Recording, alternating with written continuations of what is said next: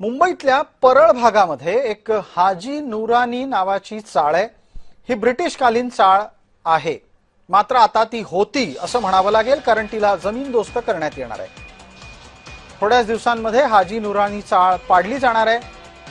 वरळीपासून शिवडीपर्यंत बांधल्या जाणाऱ्या उन्नत मार्गाच्या कामासाठी ही चाळ हटवली जाणार आहे। इथल्या रहिवाशांनी आपापली घरं इथून रिकामी केली आहेत। त्यांच्याशी आमच्या प्रतिनिधींनी बातचीत केली आणि त्यानिमित्तानं या चाळीच्या ब्रिटिशकालीन चाळीतल्या वास्तव्याच्या आठवणी जाग्या झाल्या।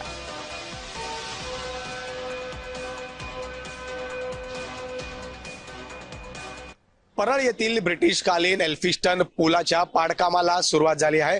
आपण सध्या या ठिकाणीच आहोत। आपण पाहिलं असेल तर या ठिकाणी या प्रभादेवी पुलाचं काम या ठिकाणी सुरू आहे। मात्र या सोबतच या ब्रिटिशकालीन पुलाच्या पाडकामासोबतच आता या परिसरातील हाजी नुरानी चाळ ही सुद्धा या ठिकाणी आता जमीनदोस्त होण्यासाठी सज्ज झाली आहे। MMRDAच्या माध्यमातून या संदर्भातली प्रक्रियेला आता सुरुवात केलेली आहे। खरं तर ब्रिटिशकालीन 125 वर्ष जुनी ही संपूर्ण चाळ आपण या ठिकाणी पाहू शकतो। ही चाळ आता जमीनदोस्त होण्यासाठी MMRDA कडनं प्रक्रियेला सुरू करण्यात आलेली आहे। वरळी ते शिवडी उन्नती मार्गाच्या कामासाठी खरं तर या एल्फिस्टन पुलाचे पाडकाम जे आहे ते सुरू आहे आणि यासोबतच आता या ठिकाणी डबल डेकर पूल हा उभारण्यात येणार आहे। त्यामुळे या संपूर्ण प्रकल्पामध्ये लक्ष्मी निवास याचं खरं तर तोडकाम तसेच ब्रिटिशकालीन या आता हाजी नुरानी चाळीचे सुद्धा तोडकाम हे लवकरच सुरू करण्यात येणार आहे। त्यामुळे या ठिकाणच्या अनेक नागरिकांना सुद्धा आता त्या ठिकाणाहून दुसरीकडे जे पाठवण्यात आलेलं आहे। मात्र या खरं तर सप्टेंबर अखेरपर्यंतच या उन्नती मार्गाचे काम पूर्ण करण्याचे MMRDAचे नियोजन आहे। त्यामुळे या संदर्भात आता तोडकाम जे आहे ते जलद गतीने सुरू असल्याचं पाहायला मिळतं आणि सध्या या ब्रिटिशकालीन इमारतीला सुद्धा आता तोडकामासाठी घेण्यात आलेलं आहे। आणि व्हिडिओ जर्नलिस्ट स्वप्नील मोरेसह मी जय पवार, जय महाराष्ट्र न्यूज, मुंबई। इथे तिसरी पिढी चौथी पिढी आहे। आमच्या बाप दादाच्या टायमावरून आम्ही आज आमचा लहानपण इथे गेला, आमच्या वडिलांचं लहानपण इथे गेला।